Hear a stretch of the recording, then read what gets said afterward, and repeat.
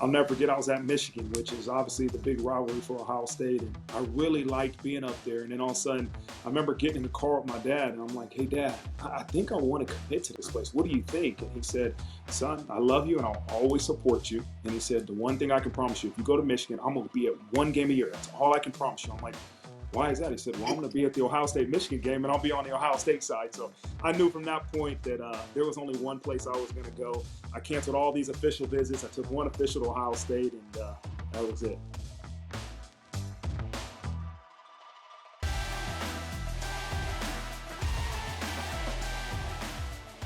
Welcome back to Beyond the X's and O's. Today we have an awesome conversation with Marcus Freeman from Notre Dame. And his high school journey is pretty unique. Now, we've talked to some really good football players that became coaches. He might be the best. He's a parade All-American, dominant player at his high school and ends up going to Ohio State. He's parade All-American, like I said, so we get to talk about what it meant to go through and be a highly recruited player.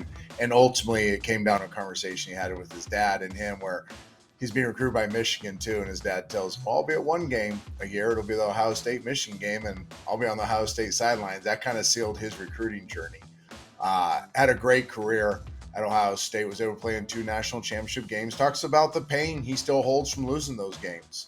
Talk about his journey in the NFL, and it's really important you understand. He was a 5th-round pick, probably could have played in the NFL for a long time, finds out he has a medical condition that kind of forces him out of football. So we talk about that valley, that period of time in his life when something that he'd always dreamed about was taken away from him and what he learned through that process. And what ultimately led him to becoming a GA at Ohio State, and then climbing the ladder quickly in college football coaching ranks. One thing I mentioned to him, and I loved his answer, was I talked about just what a great reputation he has amongst NFL players he coached, coaches he coached with. It's hard to find a bad thing anybody has to say about Coach Freeman. And he immediately directed it back to his military upbringing, his Korean mother, and the work ethic he saw from them, how they always treated people with respect. And it was just fascinating that it was just instinctive, like, hey, I am this way because of who raised me. And now my team gets to benefit from that, and as well as do all the players or coaches I coach with. Pretty fascinating that he was in the midst of kind of drinking by a fire hose as he gets the Notre Dame job. He's in a hotel room, and he wants to go to bed, and he turns on ESPN to watch a little TV, and he sees the 150 years of Notre Dame football and the players that built that place. And what that inspired him to do 2.5 hours later is to host a real legacy event around their spring game. And he talks about the why behind why he brought back all the great players, what his players got from that. I was able to share with him what the alumni got from that because I know some of the people that were there and they were just so impressed. This is a fascinating conversation with Coach Freeman, one you don't want to miss. This episode of Beyond the X's and O's is brought to you by Baya Energy Drink. Well, welcome back to Beyond the X's and O's, and I am super excited about today's guest, Coach Marcus Freeman from the University of Notre Dame. I'm excited because I don't know Coach very well, and I'm going to use this as an opportunity to get to know him a little bit better. Coach, thanks for being with us today. Oh, thanks for having me, brother. I appreciate you having me on the show. Well, this is going to be fun. We start all our guests, whether it's a Hall of Fame quarterback or a big-time college football coach, the same question. Take us back to Huber Heights, Ohio, Wayne High School. What was Friday Night Lights like? Like, I get jazzed about Friday Night Lights. Tell me what your experience was like. Oh, it was awesome. I grew up as a young kid in Huber Heights, Ohio, always going to the Wayne High School football games. And they went to the state championship my 8th grade year. And so that became the school. And we had a great coach that came in 1998. His name was Jay Mitten. He came from Boca Raton, Florida. And he had coached the Belisari brothers that went to Ohio State and some other big-time football players down in Florida. And so he brought kind of just a new, maybe a new confidence, a new way of really approaching the game. And the program kind of took off. And so we had a kid back in 1999 that went to Ohio State, and that became what you wanted to do. And I was able to be the next one to go to Ohio State. So we had two in '99. We had John Hollins and Will Allen, who ended up playing a while in the NFL. And so I became the next one to go to Ohio State, and it was awesome. It was is what you did in the Huber Heights, Ohio. But then all of a sudden, when I left, I think for a while it was known as Marcus Freeman's High School, but a young man named Braxton Miller came in there. And from Yeah. now on, it's been called Braxton Miller's High School from that point. Okay, so you're an eighth grader, you're going to the high school football games. You obviously are tingling inside, like, I can't wait to go do that. Well, then you go there. What was your first varsity start like? What were the nerves like? Can you remember the smells or tastes or any visuals from that night? I can. I can tell you exactly who we're playing. So it was week 6. I had played defensive end a little bit and rotated, played varsity and JV, but I never started. Then week 6, we had somebody get injured, and I started at defensive end. And it was against Beaver Creek High School, which is a school in Dayton. And I we love it. ended up beating them, but I had a sack. I had a sack that game, and I'll never forget, man. I'm a young kid, and you got a sack, and you just think you've arrived. And so little did I know that defensive end wouldn't be my position, and I'm just beginning to know what it was like to play varsity football. That's a game I'll never forget. Oh, it's the best. Isn't it amazing? No matter where our football life takes us, we remember that first varsity start and just the experience of that. Yeah, I find it incredible that to a man, everybody remembers that first feeling. Oh yeah, something you never forget. Yeah. Tell me this: were you a dual sport athlete, or was football your only thing? No, and again, I don't want to be like back in the day, but everybody was a dual sport athlete. I played football. I did basketball for 2 years. Before that, I was a wrestler, and I stopped one in high school. And then I did track. So I ran the 100 and 4x1, and then I did the shot and disc. So I was always busy playing multiple sports. So I'm really curious by this. Let's dive a little deeper into that. Um, and we're looking from two different angles. One, lessons did you learn from playing other sports? So some learn how to be role players, some learn just the capacity to work, some learn how to be different types of leaders to different teams, some learn just how to balance academics with it, time management. So let's answer that first. What are the main things you think you learn from playing multiple sports? I think it was the ability to be a teammate, the ability to really not understand it's not about, you know, you as an individual, but more so about how you can be a great teammate. Now, as you go to track, um, there was a little bit of the individual side of it where in shot and disc it was all about you. The open 100 it was all about you, but in the 4x1 it still was a team, and obviously the team aspect of high school track still was in place. But I think that's what it taught me, is that no matter what sport you were in, you had to learn how to become a great teammate, and also it's that competitive nature. Is the ability. Now when you specialize in a sport, you're only competitive during the competition, right? And back when I was in high school, you were having competition every week, no matter what sport it was. And so those were things that playing in multiple different sports all year round taught us.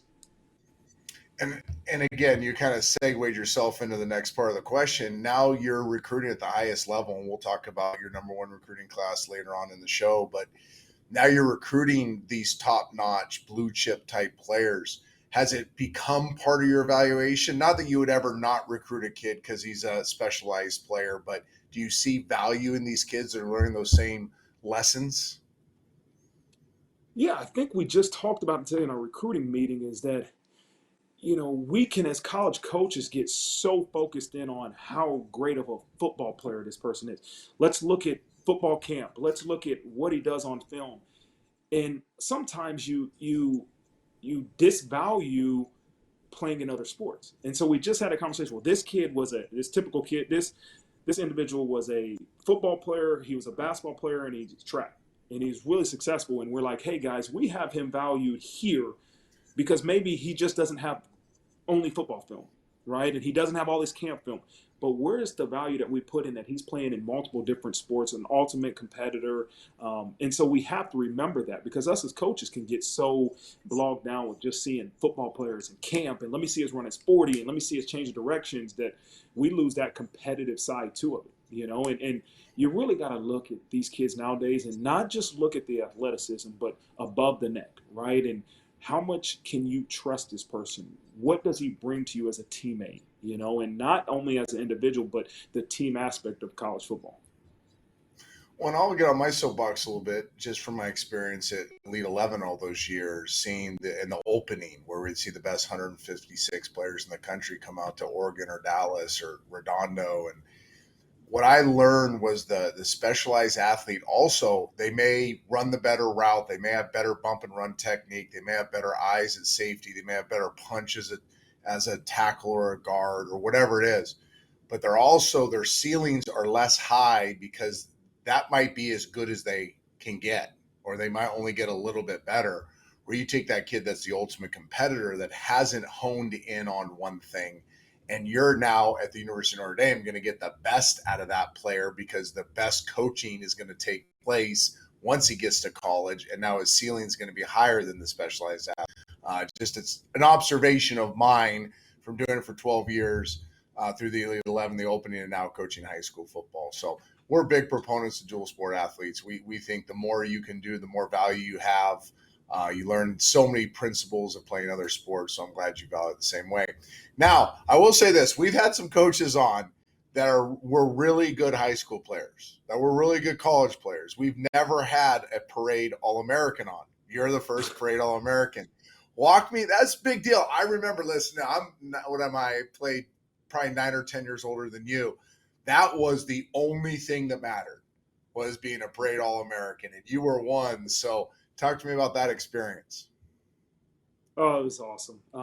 You think back to your high school days, and that's some of the funnest times you have in terms of those guys you have in that school, the students, and all of a sudden you're named a parade All-American, and you just think you're the greatest thing since sliced bread because you're the big man on campus. And then all of a sudden you go to a place like Ohio State and you realize, okay, there's a lot of great football players here. But those are memories you never forget, man. You never forget that recruiting process. You never forget some of those awards. I had a chance to play in the Army All-American game at that time and play with great players like Teddy Ginn and Adrian Peterson and Keith Rivers and some of these guys that are absolute studs. But sometimes when you're the big man on campus like we all are in our high school, it's a great feeling. What was that recruiting journey like? I mean, our audience is young coaches, dads, and kids that are, 3, 4, 5-star athletes that are going through this recruiting journey right now. What was your recruiting journey like? Well, I grew up an Ohio State fan. My dad's from Columbus, Ohio. He was always an Ohio State fan and grew up an Ohio State fan. So from at a young age, like that was the ultimate place to play football. And I think after my freshman year, I realized that, hey, maybe playing football at the next level was something I was going to be able to do. And, your focus was, can I ever get that Ohio State offer? But then all these offers and opportunities started coming in. And I remember saying, listen, I'm going to go see some other places. I loved Ohio State, but I wanted to go see some other places. And I'll never forget, I was at Michigan, which is obviously the big rivalry for Ohio State. And I really enjoyed it. I loved Lloyd Carr. I really liked being up there. And then all of a sudden, I remember getting in the car with my dad, and I'm like, hey, Dad, I think I want to commit to this place. What do you think? And he said, son, I love you, and I'll always support you. And he said, the one thing I can promise you, if you go to Michigan, I'm going to be at one game a year. That's all I can promise you. I'm like, why is that? He said, well, I'm going to be at the Ohio State-Michigan game, and I'll be on the Ohio State side. So I knew from that point that there was only one place I was going to go. I canceled all these official visits. I took one official to Ohio State, and that was it. Okay, now this one you may have to answer carefully, and trust me, I'll understand. We're not here to do any controversy, but you are now the head coach of one of the greatest institutions in the world and one of the most prestige football programs in the world, and you're a esteemed alum from another institution that's equally as great, and you're recruiting the same type of kid. I don't know what the question is. I just got to imagine that can be uncomfortable for you at times. Yeah, I think I'm able to speak to young people and tell them I understand what you're going through. I did it. I went to Ohio State, and it was the greatest thing for me at that moment and what I was looking for. What I try to do with young people and see, what do you want out of your college career? What do you want after your college career? And then when you're done playing football? And that's what makes this place so unique, is that I truly believe you can achieve the highest of heights at Notre Dame and play the highest football and the highest level. And we know this, Trent, that you can be developed anywhere in the country. You really can to be an NFL football player. Like, if God gives you that ability, you're going to get the opportunity.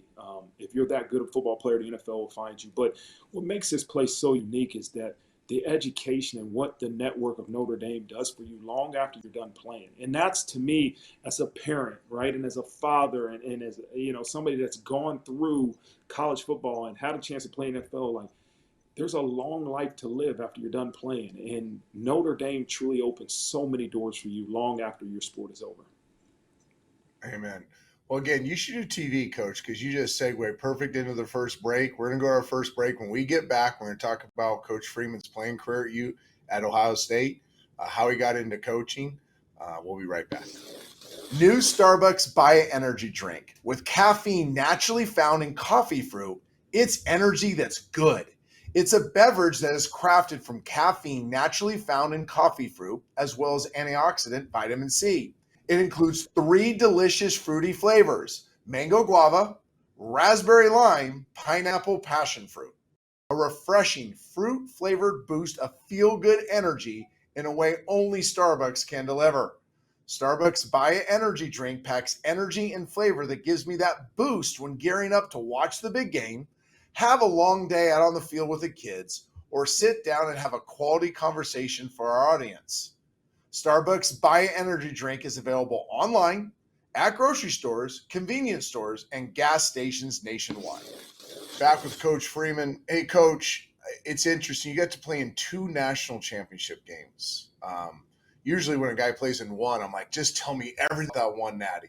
You had to play in had 2 opportunities. Walk our audience kind of through those experiences. Well, we lost both, so they're hard to remember. But The bigger 2006, experience. I was on a undefeated Ohio State team. We had just beat Michigan in the #1 versus #2 game. And we had a Heisman Trophy winner quarterback in Troy Smith, Ted Ginn, and we're getting ready to play a Florida team led by Urban Meyer and Chris Leak and Tim Tebow, and I can go on and on about that team. But we started off with a kickoff return for a touchdown, and we said, okay, here we go. And we ended up losing 41-14. So it didn't go the way we wanted, but again, it was a great experience and a lot of fun. And then the next year, we make it back to the national championship. This year, we're playing against LSU, and it was led by Les Miles and I think Matt Flynn and Jacob Hester, and I think of some of those great players they had. And in that game, the score was, I think, a little bit closer. It might have been 38-14 or something like that, but they got after us, and they played better on that day. And the opportunity to play in national championship games are unbelievable. But at some point, I want to be a part of someone that's a team that wins the national championship. Well said. Now, drafted in the 5th round by the Bears, how incredible was that to finish a great collegiate career and then hear your name called on draft day? It's an interesting experience that I tell the young people that I'm around all the time, is that you're never going to go as early as you want unless you're the first pick taken. Because the second pick, Aiden Hutchinson this year probably thought he's going to be the first pick, so you have to wait. And for me, it's the same thing like anybody else. You think, oh man, I might go 3rd round, I go whatever. Finally you get the call for the 5th round, but it's the greatest. Just the greatest feeling, and it's something that you always dream of, getting that call saying, hey, we're going to draft you with the next pick, and you don't worry about where you were drafted at. You just, in that moment, you enjoy that day and that opportunity to be drafted, and then the work really begins. And for me, I remembered in terms of it was a tough situation. Again, I grew up in Dayton, Ohio, which is 45 an hour away from Columbus, Ohio. I had a lot of my teammates from high school that was on my Ohio State team. I was close to home. I played pretty early and never really got outside of my comfort zone. Then all of a sudden you go to Chicago. I have a wife and a son at home, and I'm like, man, this is lonely. And, I was a little bit homesick. And then so I was cut right after training camp. And that's kind of opened my eyes in terms of what this NFL is all about. And I fortunately got a chance to go play with the Bills and the Texans that year and learned that, okay, things don't happen by chance. You got to be really intentional in terms of, you want a chance to really make an NFL team. These are grown men. These are grown men that this is their job. And so I learned a lot in that year. And at the end of the season, I was getting ready to signed with the Colts, and that's when they found the enlarged heart valve, which kind of got me into coaching, which I know we'll get into. But it's a great experience, right, to play in the NFL, to get your name called. But ultimately, you have to realize that it's a job and it's hard work, and that every day you have to come to work with the right mindset. Yeah, I want to land there for a little bit because I think you're probably going to speak in this in an awesome way and help some people with your answer. So you reach your dream, you're an NFL player, you find out that you have this medical condition that's going to force you to retire. That by nature becomes a valley, correct? In our lives, like when your dreams are kind of blowing up, you're like, wow, I'm in a valley. Um, Talk to the young player out there, the young coach out there, the young person out there that's in a valley life like you went through when you found out you couldn't play football anymore. Um, how'd you get through it? What'd you lean on? What'd you learn from it? Yeah, that's a great point, Trent. Is that I wasn't prepared for it, right? And that's the thing you try to teach young people is I was never prepared. You think you're going to play in the NFL long enough that you're going to make so much money, you're never going to have to work again. You can pick and choose what you want to do, and at some point, you don't retire from the NFL. The NFL retires you, right? Usually, maybe Amen. not you, Trent. You played long enough, but No, I didn't most know of it. us. It knocked my butt out. Most of the NFL retires us, and um, you know, it it's difficult, but you have to do what you've always done. Get back on your feet and start swinging, and go back to work and figure out what is that passion. And that's I don't want to make this a recruiting pitch, but that's why I love being the head coach of this place is because I often challenge our young people here to it's okay to think about your future while you're playing football. People always think like, I can't think about life after football because it's going to take away from the great football player I want to be. No, that's not true. You have many opportunities to really consider those things that you have a passion for and start making decisions while you're playing that truly help you navigate through that valley that we just talked about in terms of life after football. And so I encourage all of our players, and we do different type of networking deals to just start finding different experiences that can help you say, what will I have in passion for when I'm done playing? It's not a plan B. It's just a plan for life after football. And I think it's so important. But you can't feel bad for yourself. You got to get back to work and do the things that made you a successful football player because they'll make you successful in whatever field you're in. So wise. I'm going to give you a little story here. I wasn't going to tell you this, but you brought it up. So the other night, my wife and I are at a dinner party, and somebody starts asking me about when did you know you're going to do TV? Because that's what I did after I got done playing the NFL. My wife chimes in. She goes, "No, he was so adamant that if he ever thought about the next thing, it would take away from the thing he's doing."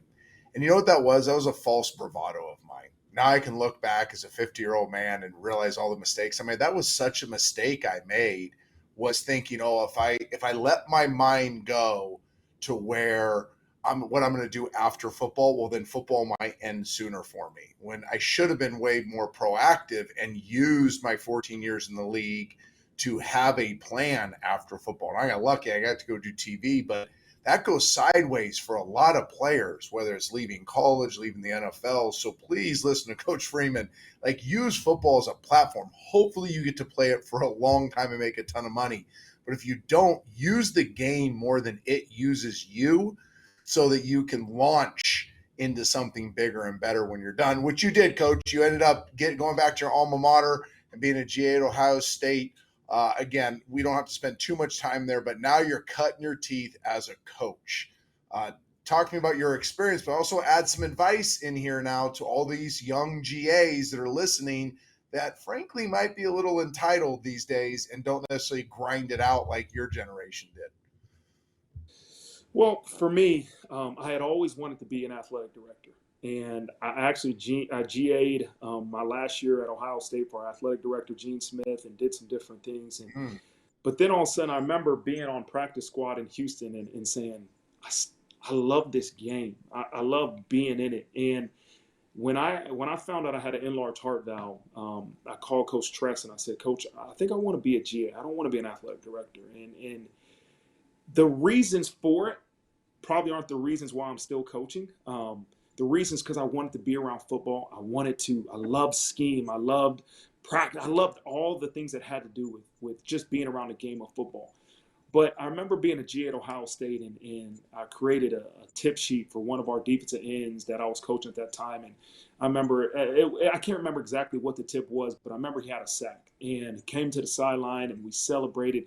In that moment, that feeling of satisfaction because you helped a young person reach a goal was the greatest fulfillment I could ever have. And that's what keeps me in this. Yeah, I'm a competitor. Yeah, I love football. I love the scheme, but I love to see young people succeed and help them succeed. And that's why I continue to do it. I love it. The passion never ends. We're going to go to our next break. When we get back, we'll talk to Coach Freeman about, and I'll actually share with him some pretty incredible things NFL players and coaches he's coached with say about him. We'll talk about his number one recruiting class right now at Notre Dame and a lot about his incredible family. We'll be right back. Here at Beyond the X's and O's, we don't shy away from real life conversations. And today, we're talking about one of the most taboo topics, finances. U.S. Bank offers a wide range of credit cards for a wide variety of financial needs. And one of its most useful cards is the U.S. Bank Visa Platinum Card.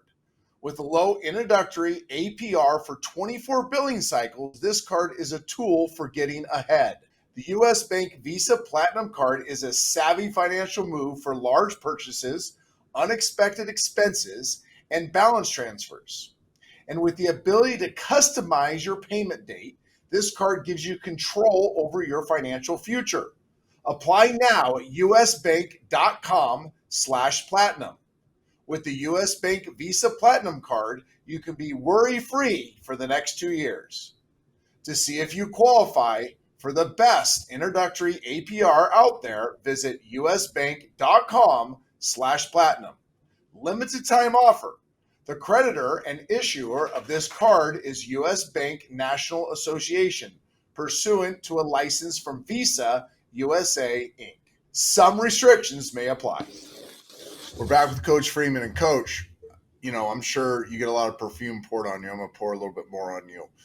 Sitting in the seat the last couple of years and having some really highly recruited players, I've had a chance to talk to a lot of NFL players that have played for you, coaches you've coached with. I've read quotes from players that have played for you, and I've interacted with these coaches on the recruiting trail. And it is amazing the things they say about you.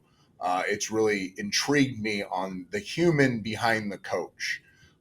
Is there a core value that you carry that when you left the NFL, you start coaching, or something you learned along the way, just about treating people a certain way, engagements, whatever it is that's allowed you to have this impeccable reputation amongst those you've coached with and coached?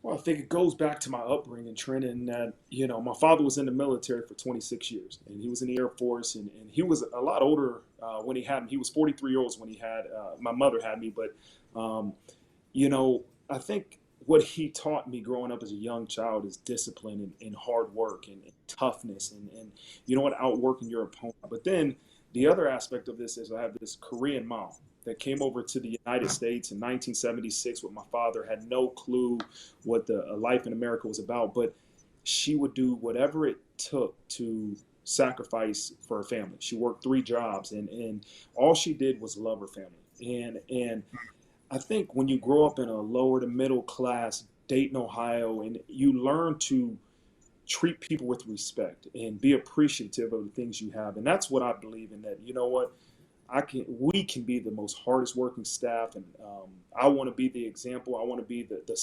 trendsetter, but also I think you can treat people the right way. You can treat people. You can be very demanding, but treat people with respect and hold them to high expectations. And that's the way I love to lead. I say this often. I lead as a teammate, and what's that mean is that I'm the captain, but not the owner. Right, and that I'm not looking down upon anybody. I'm in the fight with you, and when we have success, it's going to be because of us, and when we have failures, it's going to be because of me as an individual or you as an individual. We're all going to point the finger at ourselves. But I think when you lead as a teammate, your team, your coaching staff, your players feel like you're with them in the fight, and that's the way that I've always led, and I think it's a product of my upbringing. I love it. Well, you got a dream job. I mean, I think most people, when they think of coaching college football, Notre Dame's on the probably top 5 of the dream jobs. Without getting yourself, take us a little bit behind the interview process and how it all unfolded. Did you imagine this time last year that you would be where you're at now? No, I'll tell you that. I'll tell you it's. I came to Notre Dame ultimately because um, what I knew this place would do for me in the future. I decided to be a defense coordinator at Notre Dame because I knew at some point I wanted to be a head coach, and the presidents and the ads would look at me differently as a defensive coordinator at Notre Dame than anywhere else in the country. Little did I know it would be less than a year, but kind of how it all unfolded was the Monday after the Stanford game, our last game of the season. I'm in a high school. I'm sitting outside of a high school getting ready to go in and recruit, and I get a phone call from my agent, and he says, Marcus, are you 100% sure that Brian Kelly would not be interested in this LSU job? I said, hey, I talked to him about it 3 months ago. He's not interested. He will never go to LSU. I'm 110% sure. Well, then I go into the school and I go see this young man, and I look at my watch and I got 6 missed phone calls from Brian Kelly, and I go, okay, maybe I need to go return this phone call. And so I go call Coach Kelly, and he tells me, hey, that I'm sorry, but I'm going to take this job at LSU, and I want you to come down. Please apologize to your wife. You just moved. And I just said, Coach, I need a job, but I need to talk to my wife. Let me go home and talk to my wife. And really from that Monday to Wednesday, some things started happening. I started getting some phone calls. The athletic director called me, and I interviewed on Wednesday morning, and they offered me the job Wednesday. And so, Friday was really when the video and I was introduced to the team, all those things happened, but it was really just a roller coaster of emotions because at no point did I ever think that, one, Brian Kelly would leave, but two, that I would be having the opportunity to interview to be the head coach here. But I'm truly grateful for Father Jenkins, our president, and Jack Swerber for giving me this opportunity, and our players, man. Our players were very outspoken in terms of hoping that I could become the head coach. But ultimately, it took the higher ups in our administration to make that decision. Well, it's been working. Top rate recruiting class in the country right now. Instead of talking about that, this is your opportunity to just say, what's it mean to be a Golden Domer? What's it mean to be a student athlete at the University of Notre Dame? I mean, I kind of know a little bit because I saw my daughter go through it, but I don't think a lot of people can appreciate the uniqueness around that. It's a unique place, Trent, and when you think about Notre Dame, you think about this huge brand. You think about Notre Dame football, and you think about NBC. But when you come here, you realize, man, it's a small campus, right? It's 8,500 students here, and what you become is community. And what makes this place so special is that you can truly, again, I said it earlier, but maximize your talents as an individual. You can play this game at the highest level, but you become a community with these 8,500 other students. And that's what South Bend forces you to do, right? You stay with dorms, you stay in dorms, and you have to learn that, guess what? That roommate or that dorm mate might be a Fortune 500 CEO that you're going to be networking with, you're going to be in a relationship with, and this community you become one with. You become better because of the time you spend here, and what it does for you is it truly sets you up for the longevity of your life. That's why I love being a head coach for this place, because I believe that you can offer somebody everything, right? Not just football access, not just an academic degree that's well respected, but everything that a young person is looking for. And they might not realize it. Young people might not realize how important life after football or a degree is, but if you can kind of get them to see it, you can get them to see, as we talk about, that moment when they're done playing. In whichever way you can do that, in whichever way you can get their mind to see that moment, that's when you'll realize Notre Dame truly maximized every opportunity that you're looking for as a young person in this world. And so I'm so honored to be the head coach of this university and this network and what this place offers young people.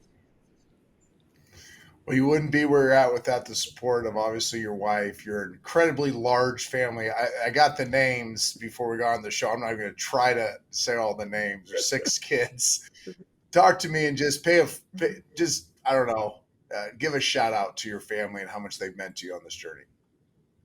Oh, as you know, being a coach is such a selfish profession, right? And that you truly have to work. You have to spend time away from your family. And my wife decided to be a coach. Well, she married and we married into this, but the kids didn't, and they have to accept it. And the one thing I've learned is let her make all the big decisions, right? And naming our kids was one of those decisions. My wife's Italian. Her name's Joanna, but we have a Vincent, a Sienna, a Gino, a Nico, a Rocco, and a Capri. So the one of those decisions was let her name all the kids, give them Italian names. But again, I wouldn't be able to do my job without them. And, my wife stopped by for lunch with one of the kids, which is so important because it's a blend. It's not a balance, it's a blend. And the ability for her to stop by with even one of the kids for 30 minutes and see me at lunch, but also so for our players to see us as husbands and fathers. Like, that's so important to me, and more so than X's and O's. I want our players to become better fathers and husbands because of what they see